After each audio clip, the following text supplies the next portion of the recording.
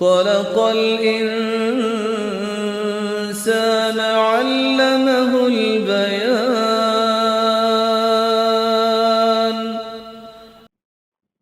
نحمده ونصلي على رسوله الكريم، أما بعد، فأعوذ بالله من الشيطان الرجيم.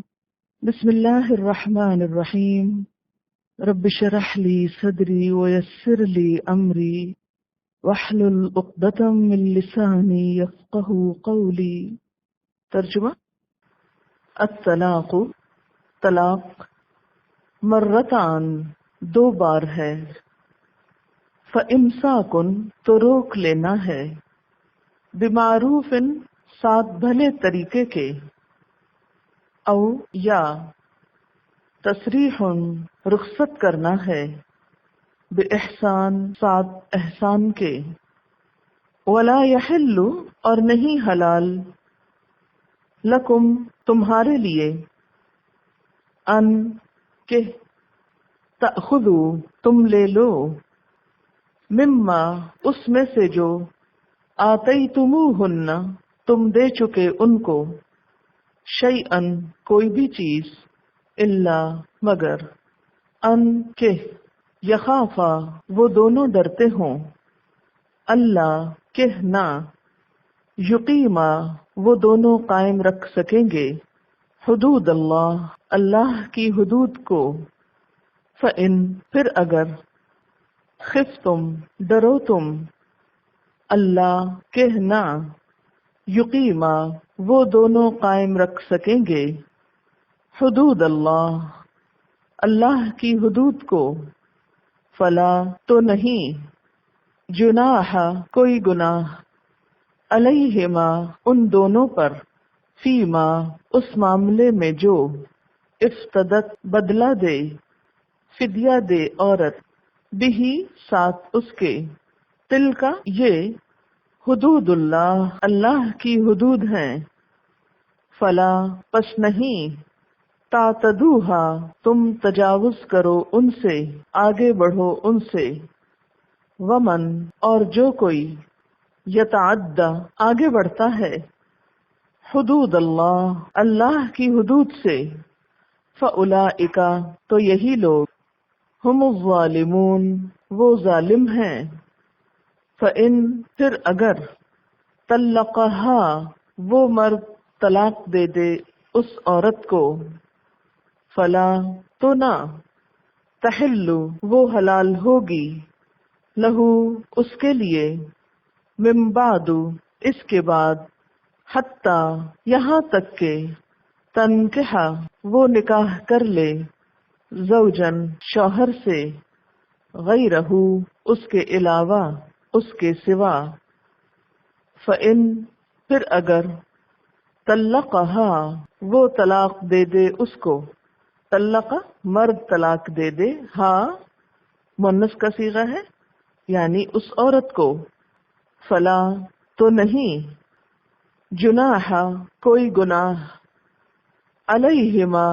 ان دونوں پر، ان کہ یتراجعا وہ دونوں رجوع کر لیں، ان اگر، ظنا وہ دونوں خیال کرتے ہوں، ان یقیما کہ وہ قائم رکھ سکیں گے، حدود اللہ اللہ کی حدود کو، وتلک اور یہ، حدود اللہ اللہ کی حدود ہیں، یبینھا وہ بیان کرتا ہے ان کو، لقوم واسطے اس قوم کے، یعلمون جو علم رکھتی ہو۔ چلیے تفسیر۔ الطلاق مرتان، طلاق دو بار ہے۔ یہاں سے اب طلاق دینے کے کچھ آداب اور احکامات بتائے جا رہے ہیں۔ نکاح ایک معاہدہ ہے، دو افراد کے درمیان ایک گرہ ہے، اور طلاق اس گرہ کو کھولنے کا نام ہے۔ نکاح اس لیے کیا جاتا ہے کہ دو افراد باہم مل کر ایک نئے خاندان کو وجود میں لائیں اور اپنے دنیا سے جانے کے بعد اپنے لیے یادگار چھوڑ کر جائیں، دنیا کی اس انسانی آبادی میں اپنا حصہ ڈالیں۔ لیکن بسا اوقات دونوں کے درمیان باہم طبیعتوں کے نہ ملنے کی وجہ سے دونوں کا اکٹھا رہنا محال ہو جاتا ہے، ایسے میں اسلام نے شدت اور جبر سے کام نہیں لیا، ان دونوں کے درمیان باہم معاہدے کو ختم کرنے کا طریقہ بھی بتایا۔ اس کو جائز تو قرار دیا گیا، لیکن اسے ناپسندیدہ بھی ساتھ ہی قرار دیا گیا، یعنی طلاق کو ناپسند کیا گیا۔ طلاق کے آداب کو جب ہم پڑھتے ہیں تو بہت سے سبق اس سے ہمیں ملتے ہیں، اور سب سے بڑا سبق جو آپ آئندہ آیات میں دیکھیں گے وہ یہ ہے کہ طلاق جیسا معاملہ بھی جس میں دو افراد کی ہمیشہ کے لیے علیحدگی کی بات ہے، اسے بھی بہت صبر کے ساتھ اور غیر جذباتی انداز میں طے کیا جائے۔ یہ فیصلہ ایک سوچا سمجھا فیصلہ ہو، محض غصے یا جذبات میں آ کر کیا ہوا فیصلہ نہ ہو۔ اسی لیے الطلاق مرتان، طلاق دو بار ہے۔ اس آیت کا شان نزول کچھ یوں ہے، حضرت عائشہ رضی اللہ تعالی عنہا فرماتی ہیں کہ جاہلیت کے زمانے میں لوگ ان گنت طلاقوں کے مالک ہوا کرتے تھے۔ ایک شخص اپنی بیوی کو چاہے 100 یا اس سے بھی زیادہ طلاقیں دے چکا ہوتا، وہ اگر اس سے عدت کے اندر اندر رجوع کر لیتا تو پھر بھی وہ اس کی بیوی رہتی۔ تو لوگ کیا کرتے؟ طلاق دیتے، جب عدت ختم ہونے لگتی پھر رجوع کر لیتے، پھر طلاق دیتے، پھر رجوع کر لیتے، اور اس طرح عورت کی زندگی دوبھر ہو کر رہ جاتی۔ ایک روز ایک آدمی نے اپنی بیوی سے کہا، نہ تو تجھے طلاق دے کر الگ کروں گا اور نہ ہی تجھے بساؤں گا۔ دور جاہلیت کا یہ جملہ آج کے دور میں بھی آپ سنتے ہوں گے۔ وہ بولی، اس کی کیا صورت ہو سکتی ہے، یعنی یہ کیسے ہوگا؟ وہ شخص کہنے لگا، میں تجھے طلاق دیا کروں گا، جب عدت گزرنے پر آیا کرے گی تو رجوع کر لیا کروں گا۔ اس عورت نے حضرت عائشہ رضی اللہ تعالی عنہا کو آ کر یہ قصہ سنایا۔ حضرت عائشہ خاموش ہو گئیں۔ اتنے میں آپ صلی اللہ علیہ وسلم تشریف لائے اور یہ قصہ آپ کو بتایا گیا، اور اس پر یہ آیات نازل ہوئیں کہ مرد کے پاس یہ اختیار لامحدود نہیں کہ جب چاہے طلاق دے دے اور جب چاہے رجوع کر لے، اور اس حق کو محدود کر کے دراصل عورت کے حقوق کی حفاظت کی گئی ہے۔ تو گویا الطلاق مرتان، طلاق دینے کا حق دو بار ہے۔ مرتان کا لفظ مرتن کا تثنیہ ہے، یعنی دو بار۔ مرتن کا معنی ہوتا ہے ایک بار، ایک وقت، ون ٹائم، یعنی طلاق 2 ٹائمز دی جا سکتی ہے۔ اسلام میں طلاق دینے کا بہترین طریقہ کیا ہے کہ شوہر عورت کو طہر کی حالت میں، اور طہر بھی وہ جس میں وہ بیوی سے جسمانی قرب حاصل نہ کر چکا ہو، اس طہر میں عورت کو ایک بار طلاق دے، اور پھر اس کے بعد عورت عدت گزارے۔ اگر شوہر رجوع کرنا چاہتا ہے تو رجوع کر لے، لیکن اگر رجوع نہیں کرتا تو عدت کے گزرنے کے بعد عورت فارغ ہو جائے گی۔ یہ طلاق طلاق احسن کہلاتی۔ اس طرح ایک ہی دفعہ طلاق دینے سے عورت الگ ہو جاتی۔ بعض لوگوں کا یہ خیال ہے کہ جب تک 3 دفعہ نہ طلاق دی جائے شاید طلاق ہوتی ہی نہیں، ایک دفعہ دینے سے بھی طلاق ہو جاتی۔ اس طرح کرنے کا فائدہ یہ ہے کہ اگر کبھی زندگی میں وہ دوبارہ اس عورت سے نکاح کرنا چاہے تو نکاح کا حق باقی رہتا ہے، اور عدت کے دوران رجوع بھی کیا جا سکتا ہے۔ ایک دوسرا طریقہ یہ ہے کہ شوہر ایک مرتبہ طلاق دے طہر کی حالت میں، اور دوسرے طہر میں دوسری طلاق دے دے، تو یہ طریقہ طلاق حسن کہلاتا ہے۔ لیکن ایک ہی وقت میں 3 طلاقیں دینا اور 3 کی گنتی پوری کرنا یہ ناپسندیدہ ہے۔ طلاق کے لیے کچھ ضروری نہیں۔ یہاں پر 2 بار یعنی 2 ڈفرنٹ ٹائمز کی بات ہو رہی ہے، 2 عدد نہیں کہا جا رہا، یعنی طلاق کا عدد 2 ہے یہ نہیں کہا جا رہا، یعنی 2 ڈفرنٹ ٹائمز کہا جا رہا ہے۔ اس سے مراد کیا ہے کہ اگر کسی شخص نے زندگی میں ایک بار اپنی بیوی کو طلاق دی اور پھر عدت کے اندر رجوع کر لیا تو ایک طلاق کا حق وہ استعمال کر چکا۔ اب دوبارہ اگر کسی اور وقت میں اس نے پھر ایسا ہی کیا، دوسری بار بھی وہ رجوع کر سکتا ہے، لیکن اگر پھر تیسری بار کہیں اس نے ایسا کر دیا تو پھر رجوع کا حق نہیں رہے گا، اور نہ ہی وہ دوبارہ اس سے نکاح کر سکتا ہے۔ فَإِمْسَاكُمْ بِمَعْرُوفٍ، تو روک لینا ہے بھلے طریقے سے، شرافت سے۔ یعنی پہلی طلاق رجعی کے بعد اور دوسری طلاق رجعی کے بعد عورت کو روکنا چاہو تو روک لو. کیا مراد ہے؟ رجوع کرنا چاہو تو کر لو، اسے نہ جانے دو، لیکن بھلے طریقے سے. او یا تصریح، رخصت کر دو. تصریح کا روٹ کیا ہے؟ سین ریح سرح، جس کا معنی ہے جانوروں کو چرنے کے لیے کھلا چھوڑ دینا. اور طلاق کے معنی میں ہو تو مراد ہے کھلا چھوڑ دینا. اب بیوی جہاں چاہے جائے، شوہر کا کوئی حق نہیں کہ اسے اب روکے، اسے رخصت کر دے. اور امساک کا کیا معنی ہوتا ہے؟ میم سین کاف مسک، کسی چیز سے چمٹ جانا، اس کی حفاظت کرنا. یہ لفظ عموماً اس وقت استعمال ہوتا ہے جب کوئی چیز پہلے سے اپنے پاس ہو اور اسے ہاتھ سے نکلنے نہ دیا جائے. یعنی بیوی ابھی اپنے شوہر کی زوجیت میں ہی ہے اور شوہر اس کو طلاق کہنے کے باوجود نکلنے نہیں دے رہا، یعنی رجوع کر رہا ہے. یہ معنی ہے. یہاں پر معروف اور احسان کا لفظ آیا ہے، تو اس سے کیا پتہ چلتا ہے کہ خواہ طلاق جیسا فیصلہ کرنا ہو، لیکن شرافت اور احسان کو فراموش مت کرو. جس طرح اچھے تعلقات کے دور میں اچھی طرح ایک دوسرے سے نباہ کیا تھا، اسی طرح علیحدگی کے زمانے کو بھی خوش اسلوبی کے ساتھ گزارا جائے. طلاق ایک غیر معمولی واقعہ ہے، انتہائی جذباتی معاملہ، لیکن پھر بھی کیا حکم دیا گیا؟ احسان، تصریح باحسان. اس سے کیا پتہ چلتا ہے کہ اس بات کا اسلام میں کوئی تصور نہیں کہ عورت کو دھکے دے کر گھر سے نکال دیا جائے، یا اسے ذلیل و خوار کیا جائے، یا اس پر الزام تراشی کی جائے، یا اس کو برا بھلا کہا جائے. نہیں، بلکہ آپس میں صبر و تحمل کے ساتھ، احسان کے ساتھ یہ معاملہ کیا جائے. اس سے آپ دیکھیے کہ اسلام مسلمانوں کے اندر کس قسم کا اخلاق پیدا کرنا چاہتا ہے. اکٹھے رہے ہو، خوشی کے ساتھ رہو. الگ ہونا چاہتے ہو، احسان کے ساتھ. وَلَا يَحِلُّ لَكُمْ، اور تمہارے لیے حلال نہیں. لکم سے مراد کیا ہے؟ مرد کی طرف اشارہ ہے. کیا حلال نہیں؟ ان تأخذوا، کہ تم لے لو. کیا؟ مما، اس میں سے جو آتیتموہن، تم دے چکے ہو ان کو. یعنی اچھے دنوں میں اگر بیوی کو کچھ تحفے تحائف دے چکے ہو تو ان تحفوں کو واپس نہ لو. یہاں لی جانے والی چیزوں سے مراد نہ مہر ہے، نہ نان و نفقہ ہے، کیونکہ یہ چیزیں تو عورت کا حق ہیں. اس کا حق تو اس سے لیا ہی نہیں جا سکتا کسی بھی صورت میں. ان کو واپس لینے کا تو سوال ہی پیدا نہیں ہوتا.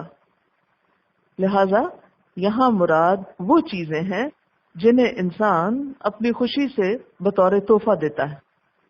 تو گویا طلاق کے بعد بھی تحفے تحائف کو واپس مت مانگو. کیوں؟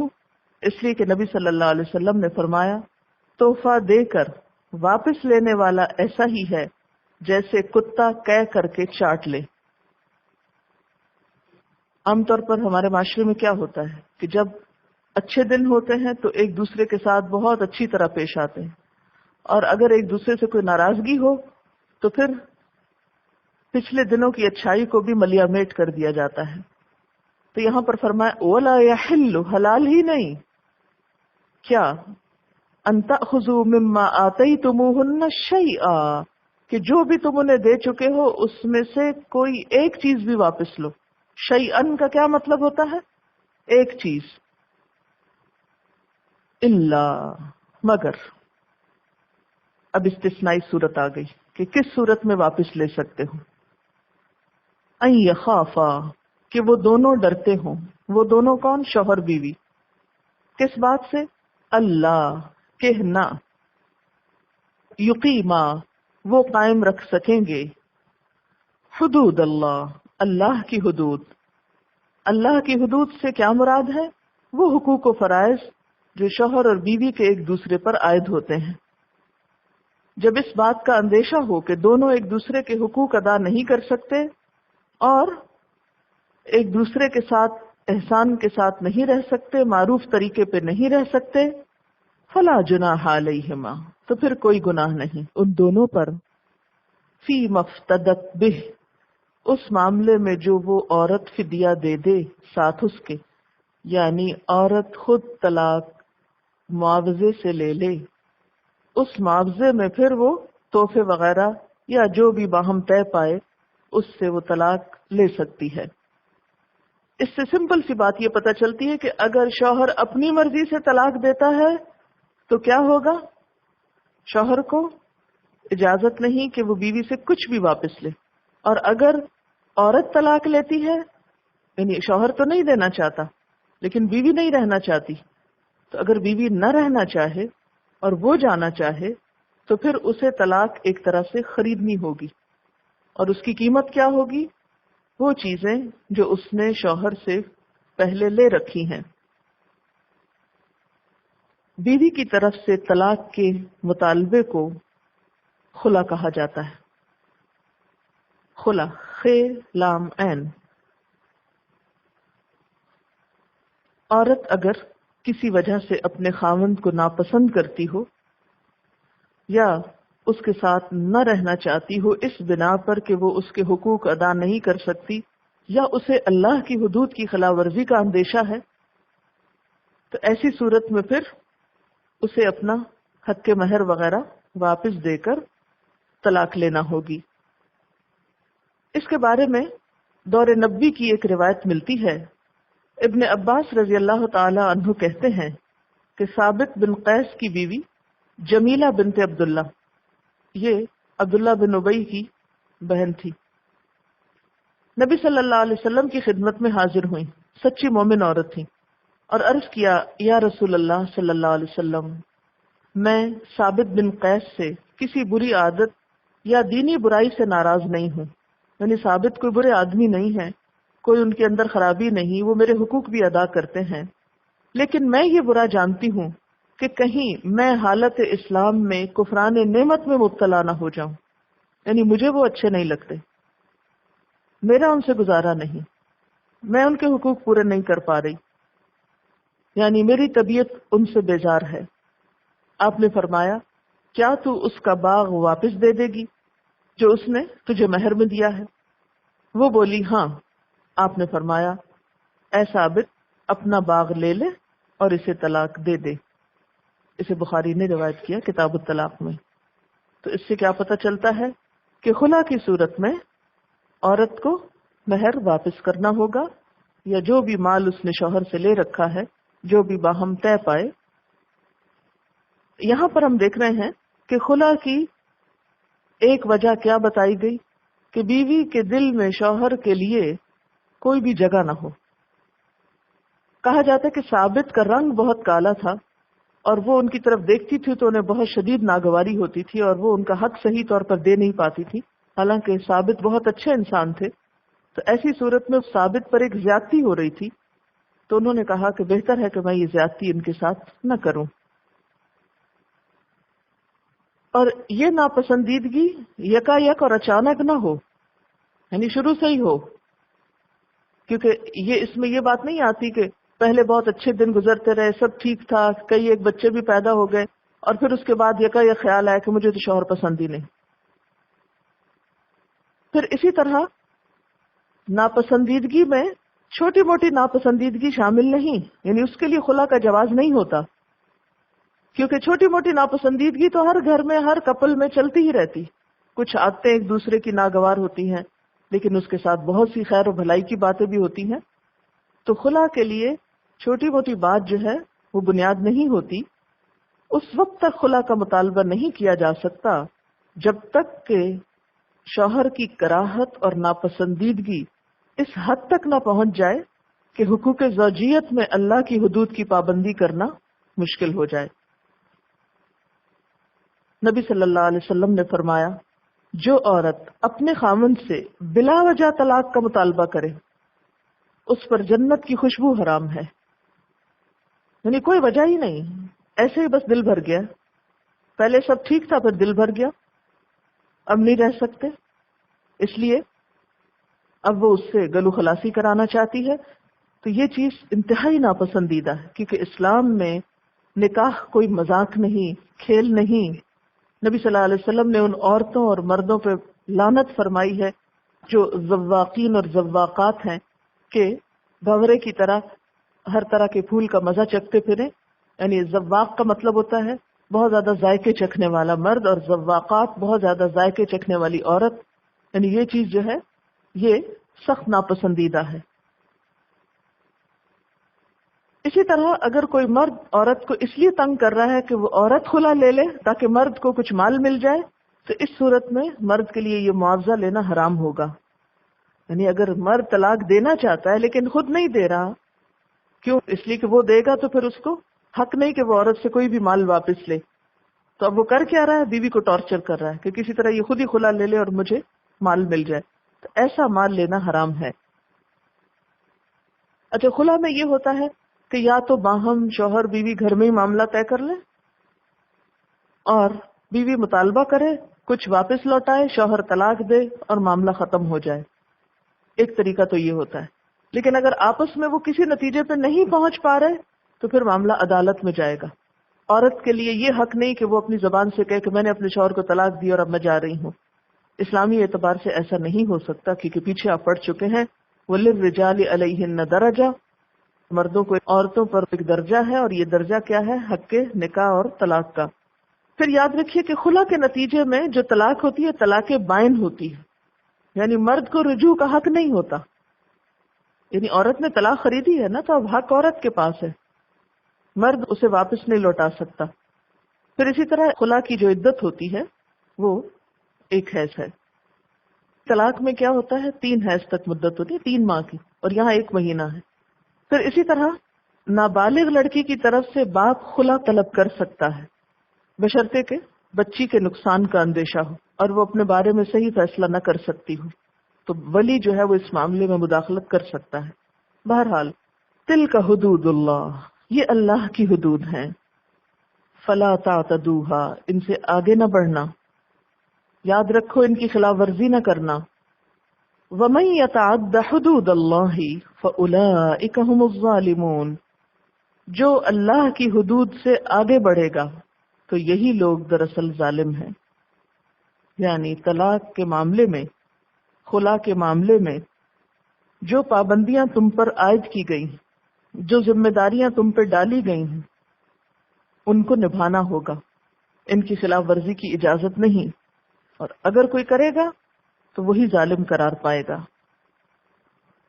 اگلا حکم، فَإِن طَلَّقَهَا، پھر اگر اس نے اس کو طلاق دے دی. کس نے؟ کس کو؟ شوہر نے بیوی کو طلاق دے دی. یہاں مراد تیسری طلاق ہے، طلاق بائنہ ہے، جس میں نہ رجوع ہے نہ نکاح کا حق باقی ہے. فَإِن طَلَّقَهَا، پھر اگر اس نے اس کو طلاق دے دی، فلا تحل لہ، تو نہ حلال ہوگی اس مرد کے لیے، یعنی وہ عورت جس کو اس نے طلاق دی. من بعد، اس کے بعد، تیسری طلاق کے بعد اب بیوی ہمیشہ کے لیے حرام ہو جاتی. حتی، یہاں تک کہ تنکح، وہ عورت نکاح کر لے زوجن، کسی شوہر سے، غیرہ، اس کے علاوہ. کس کے علاوہ؟ پہلے شوہر کے علاوہ. یعنی اگر کوئی مرد اپنی بیوی کو تیسری دفعہ طلاق دے دیتا ہے تو اب وہ عورت اس پر حرام ہے اس وقت تک جب تک کہ وہ کوئی اور شادی نہیں کر لیتی، کسی اور آدمی سے شادی نہیں ہو جاتی. فَإِن طَلَّقَهَا، پھر اگر وہ طلاق دے دے. کون؟ دوسرا شوہر، اپنی مرضی سے. فَلَا جُنَاحَ عَلَيْهِمَا، تو نہیں گناہ ان دونوں پر. یہ دو کون ہیں؟ یہ عورت اور اس کا پہلا شوہر. أَن يَتَرَاجَعَا، کہ وہ پھر باہم مل جائیں، رجوع کر لیں. إِن ظَنَّا، لیکن شرط یہ ہے کہ ان کا گمان یہ ہو، أَن يُقِيمَا حُدُودَ اللَّهِ، کہ وہ اللہ کی حدود قائم رکھیں گے، پھر وہی کھیل نہیں کھیلیں گے جو پہلے ہو چکا۔ وَتِلْكَ حُدُودُ اللَّهِ، اور یہ اللہ کی حدود ہیں، يُبَيِّنُهَا لِقَوْمٍ يَعْلَمُونَ، وہ بیان کرتا ہے ان حدود کو ان لوگوں کے لیے جو علم رکھتے ہیں۔ ظاہر ہے جو جانے گا اسی کو حدود پتہ چلیں گی نا، جو لا علم ہے اس کو تو نہیں پتہ چلتی، جاہل کو تو پتہ نہیں چلیں گی کہ کیا حدود ہے۔ اس آیت میں حلالے کے بارے میں پتہ چل رہا ہے۔ یہ بات یاد رکھیے کہ اسلام میں نکاح کا مقصد کیا ہے؟ ایک خاندان بنانا اور معاشرے میں ایک مثبت کنٹریبیوشن کرنا معاشرتی ایکٹیویٹی میں۔ یہ ایک معاہدہ ہوتا ہے، ایک کانٹریکٹ ہوتا ہے، اور اس کانٹریکٹ کی روح کیا ہے کہ ہم زندگی بھر ساتھ رہیں گے، اور ساتھ رہنے کے لیے یہ معاہدہ کیا جاتا ہے۔ اور اگر یہ ارادہ کسی نکاح میں نہ ہو تو وہ نکاح نہیں ہوتا، بلکہ وہ ایک سازش ہوگا۔ وہ سازش جو ایک عورت اور ایک مرد نے کی کہ وقتی طور پہ نکاح کر لیتے ہیں تاکہ وہ عورت پہلے شوہر کے لیے پھر حلال ہو جائے، ایسا کرنا جو ہے وہ ناپسندیدہ ہے۔ حضرت عبداللہ بن مسعود رضی اللہ تعالیٰ عنہ کہتے ہیں کہ نبی صلی اللہ علیہ وسلم نے حلالہ کرنے اور حلالہ کروانے والے پہ لعنت فرمائی ہے۔ بعض اوقات ایسا ہوتا ہے نا کہ ایک شخص بیوی کو 3 طلاق دے چکا ہوتا ہے، پھر کچھ عرصہ جب گزرتا ہے تو اس کو بہت سخت ندامت ہوتی اور بہت پریشانی ہوتی۔ مثلا بعض اوقات بچے ہوتے ہیں یا کوئی اور ایسی ذمہ داری ہوتی ہے جو شوہر اکیلے نہیں اٹھا سکتا، تو پھر سوچتا ہے کہ اسی بچوں کی ماں کو واپس لے آیا جائے تاکہ گھر صحیح طور پر چل سکے۔ اب واپس لانے کی تو کوئی صورت نہیں، بس یہی ایک صورت ہے کہ اس عورت کا نکاح کہیں اور ہو اور وہ دوسرا شوہر اسے طلاق دے اور پھر یہ پہلے شوہر سے شادی کرے۔ ایسا اگر نیچرلی ہو جائے پھر تو ہو سکتا ہے، لیکن ارادتاً اور ایک سوچی سمجھی اسکیم اور سازش کے تحت کیا جائے تو ایسا کرنا اور کرانا سخت گناہ کا سبب ہے۔ ایسے شخص پر لعنت فرمائی گئی ہے، کیونکہ غلط کام تو شوہر نے کیا، عورت کے ساتھ زیادتی کی اور پھر حلالہ کروا کے پھر زیادتی عورت ہی کے سر پہ آئے، اس لیے اسے سخت ناپسند کیا گیا۔ ابن ماجہ میں آتا ہے کہ نبی صلی اللہ علیہ وسلم نے فرمایا کہ میں تمہیں بتاؤں کہ تیسے مستعار کیا ہے، یعنی ادھار لیا وہ سانڈ کون ہے؟ لوگوں نے کہا ہاں بتائیے۔ فرمایا جو حلالہ کرے، یعنی طلاق والی عورت سے اس لیے نکاح کرے کہ پہلے خامند کے لیے حلال ہو جائے۔ ایسا کرنا لعنت کا سبب ہے۔ کسی مرد کو کسی عورت سے محض اس لیے شادی نہیں کرنی چاہیے کہ اس کو میں پہلے شوہر کے لیے حلال کر دوں نکاح کر کے۔ ایسا کرنا سخت ناپسندیدہ ہے، ملعون فعل ہے۔ ہاں اگر آٹومیٹیکلی ہو جائے، مثلا عورت کو طلاق ہوئی، اس نے دوسری شادی کر لی، وہ شوہر نے پھر اپنی مرضی سے طلاق دے دی، یا یہ کہ وہ فوت ہو گیا اب پھر یہ آزاد ہو گئی، تو اس صورت میں کیا ہے کہ یہ پچھلے شوہر کی طرف لوٹ سکتی۔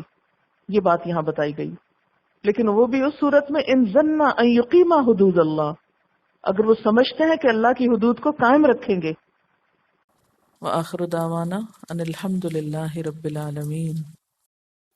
سبحانک اللہم وبحمدک اشہد ان لا الہ الا انت استغفرک واتوب الیک۔ والسلام علیکم ورحمۃ اللہ وبرکاتہ۔